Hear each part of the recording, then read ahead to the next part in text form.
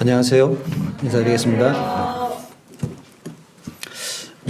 사회 처음 한다는데 굉장히 잘하네요. 그죠? 네.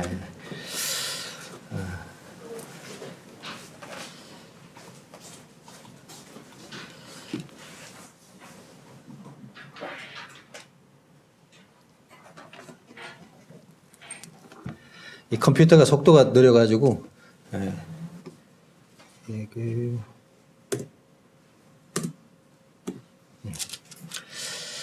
했습니다. 좀 사진이 인상적이죠? 네, 누구 쳐다보는 것 같습니까? 네, 눈동자를 잘 보시면 아마 각자를 쳐다보고 있을 것 같습니다. 오늘의 그 말씀의 주제는 영적인 사냥꾼이라고 하는 주제를 가지고 교제를 나누기를 원합니다. 저희가 이제 창세기를 이제 교제해 오고 있는데 지난번에 아마 창세기 26장 이삭의 삶에 대한 얘기를 하면서 믿음의 상속에 관한 얘기를 교제했던 것으로 기억하고 있습니다. 25장에 오늘 이제 교제하게 될 내용은 25장의 내용인데 약간 이게 순서가 조금 기록상의 순서가 조금 바뀌어 있을 수 있는 것 같아요. 이제 25장에 보면 이제 아브라함의 죽음에 관한 내용이 나오고 그리고 이삭의 그 출생, 그러니까 이삭의 자녀들인 야곱과 에서에 대한 출생을 언급하면서 그 어떤 삽입적인 내용을 잠깐 언급하는 부분이 있습니다. 그래서 오늘은 그 야곱과 에서의 그 삶을 통해서 진정한 사냥꾼의 의미에 대해서 한번 생각해 보고자 합니다. 그 밑에 있는 부제의 말씀을 한번 읽고 지나가겠습니다. 그 앞에 차트에 있는 말씀 같이 읽겠습니다. 시작. 성령을 따라 행하라. 그리하면 육체의 욕심을 이루지 아니하리라. 갈라디아서 5장 16절의 말씀입니다. 자, 본문인데 교독하면서 읽도록 하겠습니다. 27절에서 34절까지의 말씀을 본문으로 보겠습니다. 제가 27절을 먼저 읽고 성도님들께서 다음 절 이렇게 교독하시면 좋겠습니다. 27절입니다. 그 아이들이 장성함에 에서는 익숙한 사냥꾼이었으므로 들 사람이 되고 야곱은 조용한 사람이었으므로 장막에 거주하니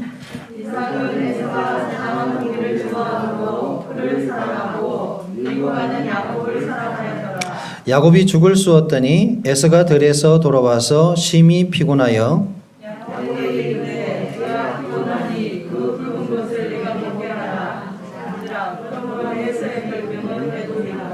야곱이 이르되 형의 장자의 명분을 오늘 내게 팔라.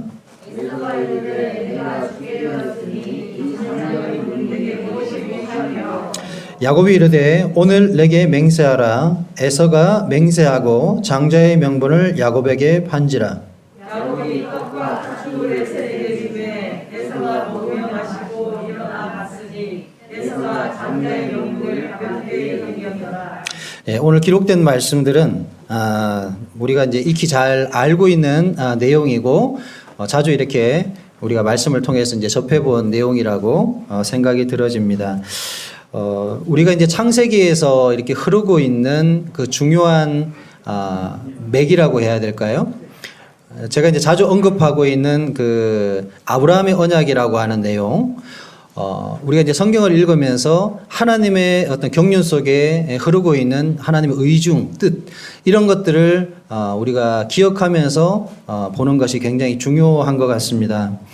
그래서 하나님께서 아브라함을 통해서 이 복의 근원을 삼으시고 계속해서 아브라함의 후손들을 통해서 자신의 경륜과 뜻을 성취하시겠다고 하는 그와 같은 계획을 두셨잖아요. 그래서 그 세대, 그러니까 아브라함의 자녀 이삭, 그리고 이삭의 밑에 후손인 이제 야곱과 에서의 내용이 이어져 가고 있는데 중요한 것은 그들의 삶에 있어서 가장 중요한 것은 하나님께서 아브라함을 통해서 이루고자 하셨던 그 아브라함 언약의 핵심을 우리가 기억하는 것이라고 생각이 들어집니다. 그래서 여기에 보면 이제 우리가 잘 아는 것처럼 에서가 자기의 장자의 명분을 팥죽 한 그릇에 팔아버리는 내용, 우리가 잘 알고 있는 내용이죠. 근데 이게 왜 중요하게 우리가 인식을 해야 되느냐 하면 이 당시에 야곱과 이삭과 그리고 그의 두 자녀 야곱과 에서에게 있어서 가장 중요한 삶의 목적이 무엇이었을까요? 이삭이 그들에게 전하고자 했던 삶의 목적, 살아가는 이유, 그들이 삶을 유지하는 그 이유와 목적은 바로 아브라함을 통해 주셨던 하나님의 그 약속의 경륜에 대한 목적입니다. 그래서 이 장자의 명분이라고 하는 것은 그들이 단순히 세상에서 복을 받는 차원의 문제를 떠나서 혈육을 통해서 하나님의 뜻을 성취해 가겠다고 하는 거거든요. 그렇기 때문에 이 장자의 명분을 가볍게 여기고 파려버렸다고 하는 이 내용의 의미는요, 우리가 삶을 포기하는 것과 같은 것이라고 해석할 수가 있습니다. 특별히 이 야곱의 심중에는 계속해서 이 장자에 대한 갈망이 있었어요. 쌍둥이잖아요, 둘이가. 야곱과 에서는 쌍둥이로 태어나게 됩니다. 근데 공교롭게도 누가 장남이었죠? 에서가 먼저 나오면서 야곱이 나오면서 참 기이한 장면인데 발을 딱 붙들고 나와요. 그래서 야곱의 이름이 발꿈치입니다. 발을 잡았다고 해가지고 야곱의 이름을 바로 발꿈치로 지어줬습니다. 그래서 에서는 날 때부터 온몸이 약간 붉은 그런 빛을 띄었다고 해가지고 이 에서라고 이렇게 이름을 지어준 것으로 성경을 기록하고 있습니다. 근데 운명적으로 에서가 장남으로 태어났기 때문에 그 당시에 모든 이 장자의 명분, 복은 누구를 통해 이어져 갑니까? 장손을 통해서 가는 것이 이 순리고 당연한 것이었는데 야곱은 이 장자에 대한 명분에 대한 갈망이 컸음에도 불구하고 태생적으로 그가 장자의 명분을 받을 만한 자격이 없었던 거죠. 그러니까 항상 그것을 갈망하고 있었다는 거예요. 근데 날 때부터 장자의 명분을 가지고 태어났던 에서는 정작 그거에 별로 관심이 없었던 것을 우리가 이런 내용을 통해서 미루어 짐작해 볼 수 있습니다. 근데 이제 우리가 이제 직업을 생각해 보면 에서는 좀 성격적으로 보면 굉장히 이렇게 외향적이고 활동적인 거예요. 밖에 나가서 가만히 못 있는 사람이 있잖아요. 날 때부터 그런 사람들이 있습니다. 그래서 이 사람 익숙한 사냥꾼이 되었고, 그리고 야곱은 태생적으로 굉장히 얌전하고 아마 성품은 아버지 이삭을 이렇게 타고난 것 같아요. 좀 조용하고 내향적인 그런 성격을 가지고 있는 사람이었습니다. 그래서 주로 집에서 요리하고 좀 어머니 곁에서 뭔가 가사를 돕는 그런 그 삶을 보냈던 것 같습니다. 자, 이 내용을 가지고 좀 더 살펴보기를 원합니다. 아까 말씀드렸던 것처럼 우리가 그 이름의 뜻에 대해서 이게 살펴보게 되면 우리가 말씀을 한번 짚고 넘어가야 될 것 같네요. 25장 21절 보십시오. 창세기 25장 21절. 여기에 보게 되면 이삭이 그의 아내가 임신하지 못함으로 그를 위하여 여호와께 간구하매 여호와께서 그의 간구를 들으셨으므로 그의 아내 리브가가 임신하지 못하였더니 참 임신하니 죄송합니다. 갑자기 무자를 만들 뻔한. 아브라함도 출생이 늦었죠. 그렇죠? 이삭을 굉장히 어렵게 얻었잖아요. 그리고 이삭도 어떻습니까? 하나님이 자녀를 주지 않는 거예요. 그러니까 태를 하나님이 이제 닫았다. 그러니까 자녀의 출생을 하나님이 간섭하고 있었다는 것을 우리가 볼 수가 있습니다. 그러니까 뭐가 질병이 있거나 어떤 다른 질환이 있어서가 아니라 하나님께 의도적으로 아브라함의 후손들에게 자녀의 출생을 자꾸 이렇게 미룬다고 해야 될까요? 이 태를 닫아버리는 거예요. 왜 이렇게 하실 것 같습니까? 구약에 있어서의 복의 통로는 크게 우리가 두 가지로 생각해 볼 수가 있는데, 하나는 지난번 우리가 이삭에 대해서 공부하면서 그들에게 있어서의 삶의 모든 근원은 뭐라 그랬죠? 우물입니다. 우물. 물은 모든 복의 통로이고 그들이 하나님 앞에 복을 받았다고 하는 증거가 바로 물입니다. 그래서 하늘에서 비를 내리지 않으면 이 팔레스타인 지역의 삶은 유지해 갈 수가 없어요. 그래서 하나님의 말씀을 순종하면 하늘이 지속적으로 비를 줍니다. 그래서 그들이 하나님께 우리의 복을 주고 있구나라고 하는 것을 가시적으로 확인할 수가 있었죠. 근데 가정적으로나 개인적으로는 하나님이 어떤 복을 허락하셨냐 하면 무엇일까요? 자녀입니다. 그래서 우리가 구약의 많은 신들이 보면 그 신들이 뭐와 관련이 있습니까? 바로 다산, 자녀의 출생과 관련성이 있어요. 그래 구약에 등장하는 많은 신들은 자녀 이게 바알도 이 다산의 신과 연관성이 있거든요. 그러니까 태양과 그 다음에 자녀 출생 이런 것들이 하나님의 어떤 신의 축복과 밀접한 연관성이 있다고 이렇게 말하고 있습니다. 그렇기 때문에 구약시대의 사람들에게 있어서 자녀를 얻는다는 것은 하나님께서 그에게 뭘 주었다고요? 복을 준다는 의미였어요. 그래서 자녀를 주지 않는다는 것은 뭔가 하나님께서 그 삶에 복을 제한하고 있다. 이렇게 해석해도 큰 무리점이 없었던 것이죠. 근데 참 재미있는 거는 하나님께서 아브라함을 축복하셨고 아브라함을 통해서 모든 복을 이끌어 가시겠다고 약속했는데 정작 그 집안에는 대가 손이 귀한 거예요. 좀 이상하지 않습니까? 그래서 이삭이 자기에게 자녀가 없으니까 리브가하고 서로 사랑했는데 자녀가 없으니까 이삭이 어떤 태도를 보이냐면 하나님 앞에 간절히 기도합니다. 그러니까 그 기도에 대해서 하나님이 그의 간구를 들으시고 자녀를 허락하시는 거예요. 그래서 22절부터 보면 그의 아들들이 이제 태 속에서 아이를 이제 임신을 했는데 태 속에서 서로 싸운다. 그러니까 쌍태가 생긴 거죠. 쌍둥이가 생긴 거예요. 근데 여기에서 이제 리브가가 등장하는데 22절 보십시오. 그 아들들이 그의 태 속에서 서로 싸우는지라 해놓고 그가 이르되 할 때 이 그가는 리브가를 말합니다. 리브가가 이럴 경우에는 내가 어찌할꼬 가서 여호와께 묻자온데 또 이제 이삭은 출생에 대해서 간구했지만 이제 리브가가 자기 복중 태중에서 이루어지고 있는 이 둘이서 아마 발차기를 굉장히 심하게 했던 것 같습니다. 그러다 보니까 이것이 굉장히 자기의 근심이 되었던 것 같아요. 그래서 하나님께 이 문제에 대해서 묻습니다. 리브가가. 그러니까 23절에서 그에 대한 해답을 하나님께서 하고 있는 내용이죠. 두 국민이 내 태중에 있구나. 두 민족이 내 복중으로부터 나누이리라. 이 족속이 저 족속보다 강하겠고 큰 자가 어린 자를 섬기리라. 이게 좀 신학적인 표현으로 이 신탁이다 이런 표현을 씁니다. 하나님께서 리브가에게 이 두 아이의 싸움의 의미에 대해서 예언적인 말씀을 하고 계시는 거예요. 이삭이 받은 게 아니라 리브가가 받은 겁니다. 이 내용에 대해서. 자, 보세요. 나중에 우리가 이제 27장 이렇게 넘어가면서, 야곱이 이제 에서의 장자의 명분을 축복을 얻은 것으로 인해 가지고 도망가잖아요. 그죠? 잘 아시는 내용이죠? 여기에 누가 깊이 관여합니까? 리브가가 관여하죠. 그래서 모든 지략과 이걸 누가 지도하냐 하면 야곱이 굉장히 거기에서 두려움을 갖고 있을 때 내가 다 책임질 테니까 빨리 가서 고기 잡아와. 예? 그래서 내가 요리를 너 아버지가 좋아하는 그런 요리를 만들어 줄 테니까 네가 이제 몸에 이제 털이 있는 것을 이제 끼고 가가지고 익숙한 그 음식을 내어가면 너의 아버지 이삭이 너에게 장자의 모든 축복을 줄 거야. 이것을 누가 지도했냐면 바로 리브가가 했습니다. 그 이후에 바로 이런 말씀이 있는 거예요. 그러니까 하나님께서 하신 그 축복, 그 어떤 그 신탁에 대한 내용을 리브가가 가지고 있었습니다. 근데 재미있는 것은 이게 리브가가 받을 때 큰 자가 어린 자를 섬기리라 이 말씀에 대한 어떤 그 말씀을 리브가가 염두하고 있었던 것 같아요. 그러니까 먼저 난 에서 그 다음에 뒤에 나온 야곱 분명히 하나님께서 야곱에게 뭐예요?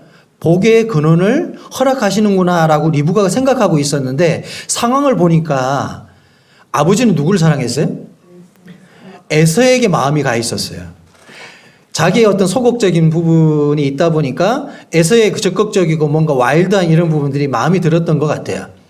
그러다 보니까 하나님의 말씀에 대한 이런 부분보다는 이게 뭔가 혈연적인 자기의 기호에 맞는 자녀에게 축복을 하기를 원했어요. 근데 우리가 하나님의 뜻의 성취는 하나님의 뜻대로 이루어져야 되잖아요. 리브가가 자기 신랑한테 얘기했을까 안 했을까요? 당연히 우리가 추론해 보면 했겠죠. 이 중요한 내용을 얘기 안 했겠습니까? 하나님 이렇게 말씀하시더라 했는데 이삭이 그렇게 심중에 담지 않았던 것으로 보여집니다. 그래서 누구에게 축복을 줄 거냐라고 하는 차원에서 리브가는 계속해서 큰 자가 어린 자를 섬길 거니까 어린 자인 야곱에게 축복이 갈 것이다라고 하는 것을 생각하고 있었고, 이삭은 그래도 장자에게 줘야지 인간적으로 생각했을 수 있어요. 그리고 이게 좀 더 남성스럽고 에서에게 주는 것이 맞지 않는가. 그래서 계속해서 자기 마음속에 한 번도 변함없이 에서를 향한 마음을 가지고 있었다는 거예요. 자, 여기서 우리가 중요한 걸 생각할 수가 있습니다. 하나님의 뜻의 성취라고 하는 것이 어떻게 이루어져 가는가에 대한 부분이죠. 그렇죠? 우리가 육신적으로 생각할 거냐? 아니면 하나님의 말씀에 근거해서 어떤 것을 받아들이고 순종할 것인가에 대한 그런 부분을 우리가 생각해 볼 수가 있는 거예요. 근데 우리가 인간적으로 생각해 보면 상황적으로 도저히 야곱에게는 축복이 갈 수가 없어 라고 하는 상황이 지금 벌어지고 있는데 어떻게 하나님께서 이 말씀을 성취할까? 여기에 대한 의문이 들겠죠. 그렇지 않겠어요? 근데 하나님은 자기의 말씀을 어떻게 하세요? 자신의 방식으로 성취하십니다. 그리고 그 성취에 쓰임받는 것은 누구죠? 바로 우리들 각자 자신들입니다. 그것을 우리가 유심히 살피고 그것이 어떻게 가는지에 대해서 살펴야 되는 것은 우리의 몫인데 우리가 앞서가는 거죠. 우리의 판단과 우리의 생각이 그것을 앞서갈 수 있다는 것을 잘 보여주고 있습니다. 그 결과로 인해서 가정이 해체되는 굉장히 불행한 그러한 과정을 맞고 있는 것이죠. 자, 이 부분은 나눠가면서 좀 더 깊이 보겠습니다. 자, 그렇게 해서 야곱은 아케브라고 하는, 아케브는 이제 명사고 아카브라고 하면 이제 동사로 이렇게 히브리어를 말하는데 발꿈치, 그러니까 뒤에서 잡다 뭐 이런 뜻이 있어요. 동사로 얘기를 하면 이것이 또 부정적인 의미로는 누군가를 넘어지게 한다 이런 뜻도 가지고 있습니다. 나오면서 자기 형의 발꿈치를 잡았잖아요. 그래서 딱 뽑고 그 의미를 가지고 이름을 지어준 거예요. 너 야곱, 예? 형의 발꿈치를 잡았어. 그래서 발꿈치. 근데 이것이 후일에 아마 누군가를 넘어지게 할 수 있을 거야 라고 하는 어떤 언어유희적인 그런 의미도 담고 있습니다. 근데 이 에서가 우리가 구약에 보면 에돔이라고도 하고 또 세이레이라고도 이렇게 표현하거든요. 우리 성경 읽다 보면 에돔 족속 이렇게 표현하잖아요. 그게 바로 에서의 별칭인데 히브리 원어상에 보게 되면 에서라는 것이 아드모니 또 세아르 이런 뜻하고 표기가 비슷해요. 히브리 표기가. 그래서 이것도 약간 뭐 학자들은 그렇게 얘기하더라고요. 이게 언어 유희적인 그런 의미가 있다. 그러니까 말장난 같은 거죠. 이게 표기는 에서, 에돔, 세일이지만 실제로 표기가 비슷해가지고 히브리어는 점 하나에 이게 음가가 바뀌거든요. 자음과 모음이 있는데 모음을 어디에 붙이느냐에 따라서 아가 되고 우가 되고 에가 되고 막 이런 게 있어요. 예? 그래서 그러다 보니까 에서라는 이 붉은이라는 말 속에는 에돔이라는 뜻도 있고 세일이라는 뜻도 가지고 있습니다. 그래서 우리가 구약성을 읽을 때 에서의 별명이 에돔이거나 에돔 족속 세일 이렇게 얘기하면 에서를 지칭하는 말이다. 우리가 이렇게 볼 수 있습니다. 자, 그 신약 성경에는 이 에서의 행동에 대해서 이렇게 한마디로 평가하고 있습니다. 같이 읽겠습니다. 시작. 음행하는 자와 혹 한 그릇 음식을 위하여 장자의 명분을 판 에서와 같이 망령된 자가 없도록 살피라. 킹제임스 버전에는 이 망령된을 세속된으로 번역하고 있습니다. 다시 말해서 에서의 이와 같은 행동은 세속적인 행위다. 이렇게 해석하는 거죠. 세속적이라는 말이 무슨 말이죠? 세상적이다, 육신적이다, 예? 하늘에 있는 어떤 것을 생각하기보다 땅에 있는 걸 생각한다 이런 뜻을 내포하고 있는 뜻이죠. 그래서 에서를 바로 세속된 자다 이렇게 표현하고 있습니다. 그러니까 팥죽 한 그릇의 장자의 명분을 팔아버렸다 이 얘기는 하나님이 그렇게 중요하게 여기는 아브라함과 이삭과 그 대를 통해서 허락하셨던 이 아브라함의 언약, 다시 말해서 메시아가 출생해 오는 이 복의 근원에 그 의미를 자기를 통해서 가야 하는데 그것을 그냥 던져버렸다는 거예요. 뭐 때문에? 팥죽 한 그릇 때문에 던졌다는 거죠. 아마 에서가 팥죽을 굉장히 좋아했던 것으로 그렇게 보여집니다. 같이 한번 읽을까요? 시작. 누가 진정한 사냥꾼인가? 자, 제가 처음에 영적인 사냥꾼이라는 주제를 가지고 시작했습니다. 에서의 직업이 뭐였죠? 네, 에서의 직업이 사냥꾼입니다. 근데 여기에서 우리가 야곱을 한번 잘 생각해 볼 수 있어요. 야곱은 직업적으로 사냥꾼이 아니죠. 근데 야곱이 이 장자의 명분을 얻기 위해서 뭘 했습니까? 자, 우리가 뭔가 짐승을 잡거나 아니면 물고기를 잡거나 할 때 뭘 놓죠? 네, 미끼를 놓고 올무를 놓습니다. 그렇죠? 그가 관심 있는 걸 딱 놔둬요. 그래가지고 그걸 딱 물면 어떻게 합니까? 확 채가지고 죽여버리잖아요. 네? 자, 이것이 바로 사냥꾼의 어떤 습성이고 행동입니다. 근데 야곱은 영적인 의미에서 보면 굉장히 똑똑한 사냥꾼이죠. 맞죠? 왜? 장자의 명분을 어떻게 하면 내가 취할 수 있을까에 대한 그 관심사가 끊임없이 자기 생애에게 있었던 거예요. 근데 에서에는 관심이 뭐예요? 자기는 짐승 잡으러 다니는 데만 관심이 있었어. 근데 정작 야곱의 마음속에는 이 장자의 명분을 계속 마음에 품고 있었죠. 그 영향은 아마 자기 어머니 리브가의 영향이었을 것으로 보여져요. 가장 많은 시간을 보낸 사람이 누구예요? 대화도 리브가하고 야곱하고 제일 많이 하는 거예요. 야곱아 이러면서 앉으면 뭔 얘기 하겠어요? 뭐 그 당시에는 뭐 이렇게 화제거리도 별로 없잖아요. 그러니까 계속해서 했던 대화의 내용이 이런 것들이에요. 하나님께서 이렇게 얘기했다. 너 뱃속에 있을 때 이런 일이 벌어졌는데 야 이거 어떡하냐. 너가 아버지가 에서를 좋아하는데 야 어떡하냐. 아마 이런 얘기를 끊임없이 나누었을 겁니다. 그러니까 야곱은 그걸 듣고 자란 거예요. 그러니까 이 똑똑하잖아요. 야곱이 굉장히 똑똑합니다. 아마 외가 쪽 그 혈통을 이렇게 잘 탄 것 같아요. 그러니까 요걸 어떻게 해서 장자의 명분을 내가 탁 취할 수 있을까 하고 미끼를 계속 던져놨던 거죠. 그걸 누가 물었습니까? 바로 에서가 덥석하고 물어버렸어요. 자, 이건 속임수가 아닙니다. 잘 보십시오. 정당하게 야 내가 팥죽 줄게. 너 장자의 명분 나한테 팔아. 이렇게 얘기한 거예요. 도둑질한 게 아니죠. 그렇죠? 정당하게 팥죽 주고 얻어낸 거예요. 그러니까 에서가 멍청한 거죠. 자기가 가지고 있는 이 장자의 명분의 가치가 이 팥죽 한 그릇의 가치와 가히 비교할 수 없는 그런 가치를 가지고 있는데 그걸 그냥 어떻게 해요? 덥석 팔아버렸다라는 거예요. 이 얼마나 우스꽝스러운 얘기냐 이거죠. 자, 그래서 누가 진정한 사냥꾼인가에 대한 이 물음에 대해서 여러분은 누가 진짜 사냥꾼 같습니까? 당연히 야곱이 사냥꾼이죠. 하나님이 보실 때 참된 사냥꾼의 의미는 야곱이라고 우리가 볼 수가 있습니다. 자, 좀 의미 있는 제가 예화를 하나 가져왔어요. 이 목적과 목표라고 하는 그 의미를 우리가 생각해 볼 수 있는 내용인데, 과거에 어떤 한 추장이 있었고, 이 추장이 이제 나이가 들어서 자기 추장권을 물려줘야 합니다. 근데 이제 이 추장이 막 고민을 하다가 세 아들을 데리고 이제 사냥을 나간 거예요. 이제 고심하고 있는 가운데서. 그래서 그 추장이 각각 아이들에게 물었습니다. 이제 큰 나무가 있는데 그 나무를 바라보면서 장자에게 물었어요. 자, 뭐가 보이냐? 이렇게 물으니까 장자가 말하기를 파란 하늘과 나무가 보입니다. 이렇게 얘기했어요. 그죠? 그래서 두 번째 이제 차남에게 또 물었습니다. 차남에게 물으니까 뭐라고 답했어요? 거대한 나무와 나무까지 앉은 독수리가 보입니다. 이렇게 답을 했습니다. 막내 셋째에게 물었습니다. 너는 뭐가 보이니? 이렇게 물으니까 독수리의 두 날개와 그 사이에 가슴이 보입니다.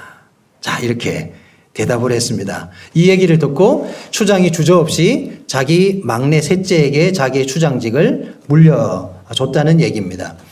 여기에서 우리가 어떤 목적과 목표라고 하는 그 의미에 대해서 생각해 볼 수 있는 거예요. 이 추장이 세 아들을 데리고 나간 목적은 무엇입니까? 사냥하러 나간 거죠. 그 다음에 목표는 뭐죠? 우리가 사냥하고자 하는 짐승이죠. 그렇죠? 자, 여기에서 우리가 우리 신앙에 대해서도 한번 생각해 볼 수 있는 거예요. 우리 신앙이 살아가는 목표가 있죠. 우리가 뭘 위해 삽니까? 주님의 뜻을 이루고 주님의 영광을 위해 산다고 하는 어떤 목표를 가지고 있습니다. 자, 목적은 무엇일까요? 하나님이 원하시는 말씀에 대한 구체적인 성취라고 볼 수 있죠. 그런가요? 자, 야곱과 에서에 대해서 한번 살펴보겠습니다. 야곱과 에서가 이삭으로부터 받은 그 삶의 목표는 무엇이죠? 하나님의 경륜. 그렇죠? 다시 말해서 리브가에게 주셨던 이 신탁을 이루어가는 겁니다. 맞죠? 이게 목표입니다. 그들에게 삶의 목표. 그럼 목적은 무엇일까요? 누구를 통해서 이 장자의 명분이 성취될 건가에 대한 핵심입니다. 자, 생각해 봅시다. 에서는 이 두 가지 의미에서 보면 무엇을 이루었습니까? 제가 볼 때는 목표도 없었고 목적도 없고 목표도 없었습니다. 근데 야곱은 뭘 이루었죠? 야곱은요, 목적은 있었는데 목표에서 상실했습니다. 그래서 야곱이 나중에 떠돌이 생활하면서 자기 삼촌집에 가서 굉장히 고난받는 삶을 살잖아요. 그 이유는 이 목표를 이루는 방법에 있어서 그가 실책했기 때문에 긴 세월을 방황한 거예요. 이해가 되세요?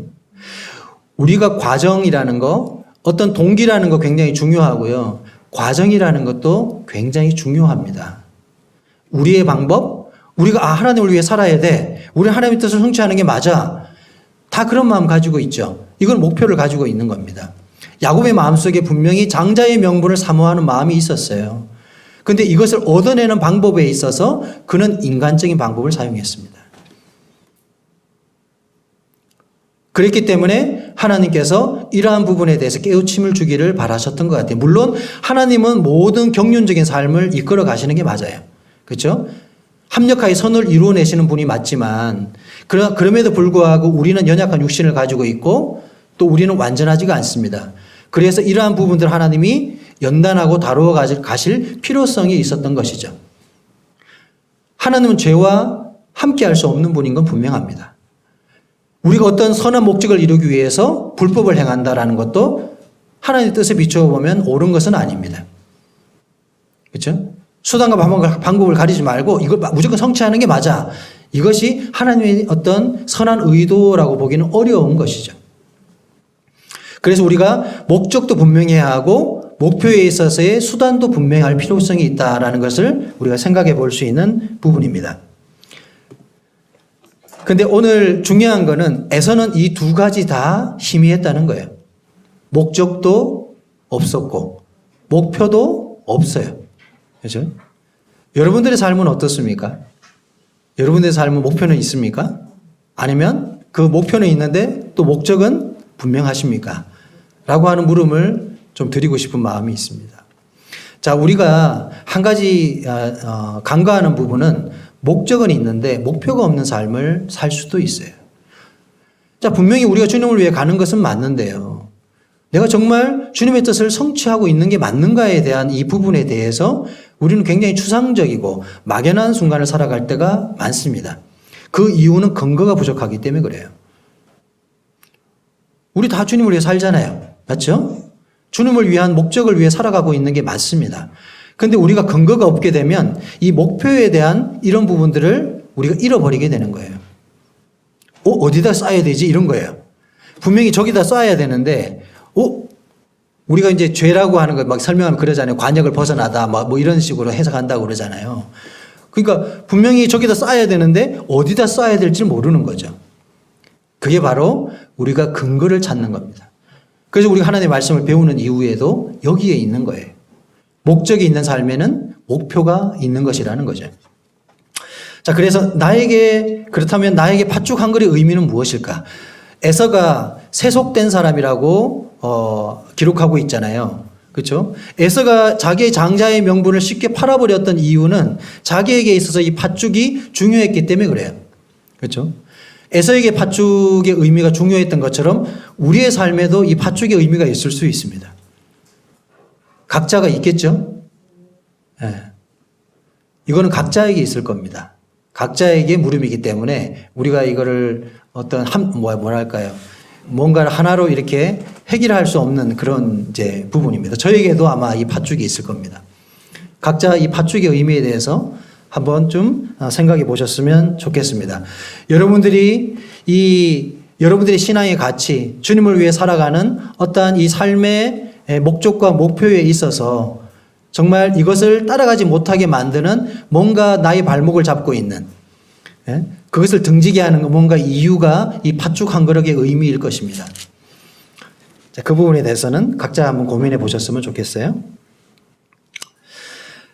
그래서 이 갈라디아서 5장 16절의 말씀처럼 성령을 따라 행하라 그러면 육체의 욕심을 이루지 아니할 것이다. 자, 성경에는 우리가 주님을 위해 살아야 하는데 영적인 삶을 살아야 하는 데에는 어떤 힘이 필요하다. 근데 보면 우리가 다 실패하잖아요. 하다 보면 자꾸 넘어져요. 육신이 연약해서 이러면 자꾸 넘어지거든요. 그래서 그 대안으로서 성경을 제시하고 있는 게 성령을 따라 행하라 이런 뜻이에요. 자, 예전에 제가 성령님의 삼위 하나님의 어떤 일하심에 대해서 얘기한 적이 있었습니다. 성령님은 어느 때 반응한다 그랬어요? 기억하십니까? 성령님이 일하시는 한 가지 이유가 있습니다. 성령님은 무엇만을 드러낸다고요? 예수 그리스도의 사역만을 드러낸다 그랬어요. 성령님이 이 땅에 오셔서 하는 일은 예수 그리스도의 사역만을 드러내고 예수 그리스도의 뜻에 근거해서만 움직이는 것이 성령의 사역이라고 말씀드렸습니다. 막연하게 우리가 그냥 성령이 나를 도우실 거야 이렇게 성령이 일하시니 아는 게 아닙니다. 요한복음 말씀에 보면 분명하게 그렇게 기록하고 있어요. 성령은 아들의 사역을 드러내고 하나님의 뜻 가운데 일하신다고 얘기합니다. 그 여러분들 착각하는 게 뭐냐면 성도들은 다 성령의 이끌림을 받는 거야. 이거는 착각입니다. 왜? 성경은 그렇게 얘기하고 있지 않으니까. 우리가 말씀을 읽어야 하는 이유도 우리 하나님의 말씀에 대한 분명한 근거를 가져야 하는 이유는 뭐냐면 하나님의 뜻대로 예수 그리스도의 뜻대로 내가 기도하면 성령이 도우시는 거예요. 왜? 성령님은 그 일만을 위해서 오셨기 때문에 그렇습니다. 그래서 우리가 육체의 욕심을 이루지 아니하는 방법은 성령을 따라 행하는 것인데 좀 더 구체적으로 얘기를 하면 성령을 따라 행한다는 것은 바로 하나님의 말씀에 이끌림을 받는 삶을 살 때 우리는 육체의 욕심을 이루지 아니한다 이렇게 해석하는 것입니다. 자, 우리가 성경을 배울 때 이렇게 말씀에 대해 좀 더 구체적으로 거슬러 올라가서 근거를 이렇게 하지 않다 보니까 굉장히 추상적이고 주님을 위해 살아야 돼. 우리 희생해야 돼. 무슨 삶을 살아야 돼. 이렇게 얘기는 하는데 그런 것들이 잘 이루어지지 않는 경험들을 계속해서 반복적으로 하고 있어요. 로마서의 내용의 많은 부분이 이걸 다룹니다. 왜 우리가 자꾸 육신에 넘어지고 주님의 뜻을 이루지 못하는가? 사도 바울이 이 부분에 대한 해답을 주는 게 우리가 하나님의 영을 따라 행하지 않기 때문에 그런 거야 라고 하는 것을 여러 장을 통해서 설명하고 있습니다. 로마서를 공부해 보면 그래요. 저도 이 부분에 대한 계속해서 끊임없는 갈등과 고민을 가지고 있었던 사람입니다. 왜 안 되지? 왜 안 되지? 난 정말 살고 싶은데.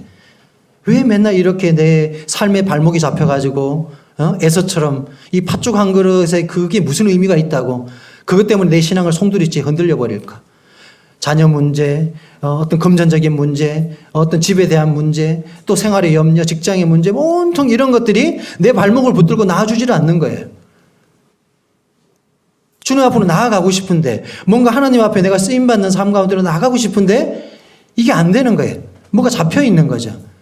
그 근원을 여기에서 우리가 발견할 수 있다는 거죠. 성령님의 도우심을 받아야 하는데 성령님이 내 마음을 이끌어 가셔야 되는데 근데 그 성령님이 하나님의 뜻 가운데만 일하신다고 하는 부분 그리고 예수 그리스도의 뜻을 이루어내는 그런 소원에서만 성령님은 도우신다는 거예요. 자, 여러분 그거 아세요? 성도들이 돈을 많이 벌어서 부자가 되었어요. 하나님의 축복일까요? 아닐까요? 축복일 수도 있고 아닐 수도 있습니다. 불행일 수도 있습니다. 그렇죠? 근데 우리가 뭐가 잘 되면 복이라 그러잖아요. 성경은 그렇게 복이라고 얘기하지 않거든요. 그렇죠?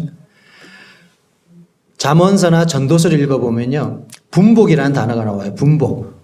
하나님이 인생의 모두에게 허락하신 공평한 복. 이게 뭐냐 하면 땀 흘려 수고하면 수고의 대가를 준다는 게 하나님의 섭리입니다. 성도들도 마찬가지고 세상 사람들도 열심히 일하면 하나님은 복을 주셔요. 그런데 성도들이 뭐가 다르냐? 성도들은 그 모든 삶의 방향성이 하나님과 함께 있다는 데서 의미가 다른 거예요. 성도들도 암이 걸리고요. 성도들도 질병이 걸리고 성도들도 망하고 성도들도 불행이 찾아옵니다. 이것은 하나님의 모든 인류에게 허락하고 있는 공평한 하나님의 뜻입니다. 다른 것은 그것을 받아들이는 우리의 태도와 자세가 다를 뿐인 것이죠. 주님, 나는 주님을 이렇게 섬겼는데 왜 나에게 이렇게 불행이 찾아옵니까? 이렇게 해석하면 안 되는 겁니다. 아까 얘기했잖아요. 하나님은 태를 다듬으로 인해서 복을 제한하기도 합니다. 그 이유는 우리가 살아가야 하는 이유를 간절히 하나님 앞에 구하는 그런 모습을 보고 싶은 거예요. 장자의 명분, 다시 말해서 하나님은 아브라함의 복의 근원을 태를 통해서 이어가져 가잖아요. 자손들을. 그런데 그 핵심적인 것을 닫아버렸어요. 내 삶의 목표가 내 자녀를 통해서 하나님 아브라함의 복이 이어가는 건데 내 자녀를 통해 자녀가 안 나와. 불행이죠. 그 당시 구약에 자녀를 못 낳는다는 것은 굉장히 흠결입니다. 그래서 뭘 합니까? 주님 도와주십시오. 내가 아버지의 뜻을 이룰 수 있도록 아브라함의 뜻이 나를 통해 이루어질 수 있도록 도와주십시오. 간구한 겁니다. 그래서 하나님께서 거기에 대한 답을 주시는 거예요. 우리의 삶에 고난이 있거나 우리의 삶에 어떤 문제가 있다고 하는 것 자체가 문제가 아니라 그 문제를 통해서 우리는 무엇을 물어야 하는가가 더 중요하다는 것이죠. 시험에 떨어졌어요? 내가 공부를 좀 더 많이 해서 덜 해서 떨어질 수도 있죠. 나만 떨어지는 게 아니라 세상 천지의 사람들이 다 시험에 떨어집니다. 근데 나만 꼭 떨어진 것처럼 생각해. 50명 중에서 50등이 존재하잖아요. 1등이 존재하잖아요. 나는 항상 1등만 돼야 됩니까? 그거 아닌 거잖아요. 1등이 될 수도 있고 10등이 될 수도 있고 50등이 될 수도 있는 거예요. 근데 그런 문제가 생기거나 어려움이 왔을 때 우리는 물어야 하는 거죠. 왜 이런 어려움이 나에게 옵니까? 라고 하는 그 근원적인 물음을 하나님 앞에 묻고 내가 성도이기 때문에 구속받은 하나님의 백성이기 때문에 그 물음에 대해서 하나님의 뜻을 구해야 한다는 것입니다. 그렇지 않으면요 계속해서 우리는 죽을 때까지 이 부분에 대해서 헤어나오지 못하는 거예요. 그래서 하나님은 그 삶을 어떻게 평가한다고요? 너는 세속된 사람이야 라고 평가할 수 있다는 겁니다. 그래서 오늘 말씀의 이 주제, 진정한 영적인 사냥꾼은 누구입니까? 에서와 야곱의 삶을 통해서 사냥꾼의 의미에 대해서 한번 생각해 보았습니다. 저 시계가 41분인데 5분 정도 차이 나면 지금 몇 시죠? 41분. 네, 한 4분 정도 있네요. 네. 아니다. 원래 40분만 말씀하기로 했잖아요. 그죠? 네, 오버를 했네. 약간 좀 제가 개인적인 사적 신변에 관한 얘기를 조금 이제 드리는 게 성도님도 잘 모르실 수 있을 것 같아서 좀 이해를 구하려고 말씀을 드리는데 제가 올해부터 학생이 돼가지고 공부를 하고 있습니다. 이제 소위 말하는 온라인 대학생으로 해가지고 제가 대학을 중퇴를 했기 때문에 좀 다른 공부를 하고 싶은데 편입을 하려다 보니까 학사 자격증이 없어가지고 제가 그거를 좀 따야 돼서 1월 초부터 해서 이제 공부를 좀 시작했습니다. 1년 반 정도 해야 나머지 학점을 다 채울 수 있을 것 같아요. 다혜자 왜 웃나? 동정이네. 나이 들어서 공부한다는 게 쉬운 일은 아닌데 어쨌든 그러다 보니까 좀 시간 할애하는 부분에 있어서 좀 그렇고. 그리고 이제 작년에 사실 이제 이 CTI 졸업하면서 주변에서 이제 공부할 것을 권했는데 사실 좀 생각할 시간도 좀 필요하고 그래서 공교롭게 이제 교회 공사가 이제 이렇게 걸려가지고 1년 동안 이렇게 기도하는 마음으로 좀 분별해보고 생각해봐야 되겠다 해서 사실 1년 정도 서운하는 마음으로 이렇게 시간을 냈고. 그리고 아직 뭐 이제 교회 공사에 관한 부분이 좀 미흡한 부분이 있지만 제가 이제 하나님 앞에 이제 나름 서운하기를 제가 1년 정도 시간을 내겠습니다. 이렇게 해서 작년 말까지 해서 끝내려고 했는데 조금 미흡한 부분들은 있습니다. 그래서 좀 이해해 주시고 제가 할 수 있는 몫에까지는 거기까지 이렇게 했다고 생각을 하고 지금 좀 제가 하는 일에 조금 더 집중하고 싶은 그런 마음을 가지고 있습니다. 여기까지 하고 줄이도록 하겠습니다. 감사합니다.